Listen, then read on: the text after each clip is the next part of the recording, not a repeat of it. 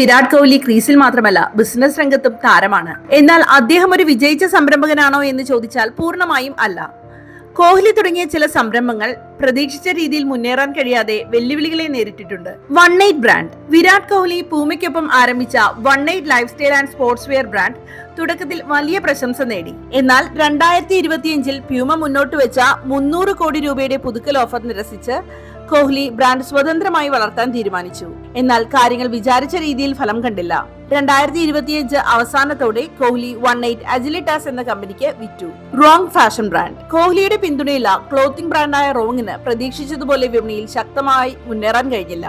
അശാസ്ത്രീയമായ brand positioning, വിപണിയിലെ ശക്തമായ മത്സരം എന്നിവ വളർച്ചയ്ക്ക് തടസ്സമായി. ന്യൂവ റെസ്റ്റോറന്റ്. കോഹ്ലി ആരംഭിച്ച ഫൈൻ ഡൈനിങ് റെസ്റ്റോറന്റ് ന്യൂവ ഡൽഹിയിൽ വലിയ ഓളമാണ് ഉണ്ടാക്കിയത്. എന്നാൽ തുടക്കത്തിൽ കൊണ്ടുവന്ന വ്യത്യസ്തത നിലനിർത്താൻ കഴിയാത്തതുകൊണ്ട് തന്നെ റെസ്റ്റോറന്റിന് പ്രതീക്ഷിച്ച പോലെ സ്ഥിരതയുള്ള വളർച്ച ലഭിക്കാതെ വന്നു. പ്രശസ്തി മാത്രം ബിസിനസ് വിജയം ഉറപ്പിക്കുന്നില്ല.